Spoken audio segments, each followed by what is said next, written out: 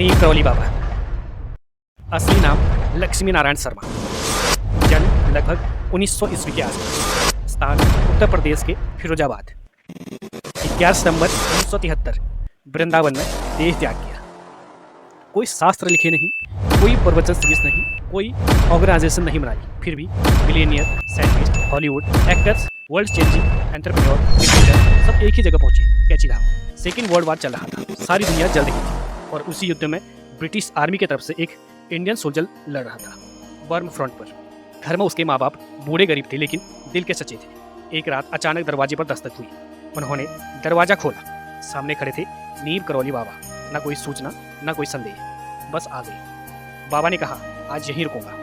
बूढ़ा दंपति घबरा गया। महाराज, हमारे पास तो कुछ है ही नहीं, हम आपकी सेवा कैसे करेंगे? फिर बाबा ने मुस्कुराते हुए कहा, जो है वही दे देना। उन्होंने घर का आखिरी खाना बाबा को खिला दिया। अपने लिए कुछ भी नहीं बचाया। चारपाई भी बाबा को दे दी और खुद जमीन पर नीचे सो गए।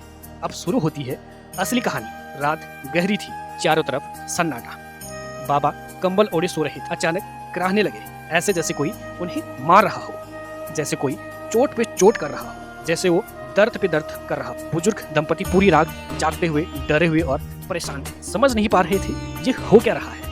पूरी रात वैसे ही निकल गई। सुबह हुई, बाबा उठे बिल्कुल नॉर्मल, जैसे कुछ हुआ ही नहीं हो। उन्होंने कंबल उठाया, लपेटा और उस बूढ़े आदमी को देते हुए कहा, इसे गंगा में बहा देना, लेकिन खोलना मत। बुजुर्ग ने कंबल लिया। उसे कुछ महसूस हुआ। कंबल भारी है, खाली नहीं है, जैसे अंदर लोहा भरा हो। वो गंगा के किनारे पहुंचा। जैसे ही कंबल पानी में प्रवाहित किया, अंदर निकले बुलेट, एकदम असली बुलेट। 1 2 3 नहीं, बल्कि कई गोलियां पानी में गिरते चली गई। बुजुर्ग दंग रह गया, समझ नहीं पा रहा था ये क्या था।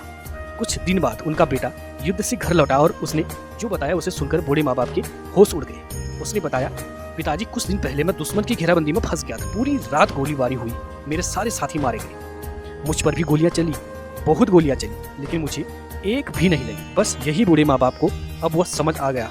वो रात, वो कराहना, वो कंबल, वो गोलियां। नीम करौली बाबा ने उस बेटे की जगह खुद सारी गोलियां अपने ऊपर ली और इसलिए आज भी कैची धाम में लोग बाबा को कंबल चढ़ाते हैं। ये सिर्फ परंपरा नहीं है, ये सिर्फ श्रद्धा की बात है। ये एक स्मृति है, एक कृतज्ञता है, श्रद्धांजलि है उस संत को जो सिर्फ आशीर्वाद नहीं देते थे, जरूरत पड़े तो अपने भक्तों का दर्द खुद ओढ़ लेते हैं। कैसी लगी बाबा नीम करौली महाराज की ये स्टोरी?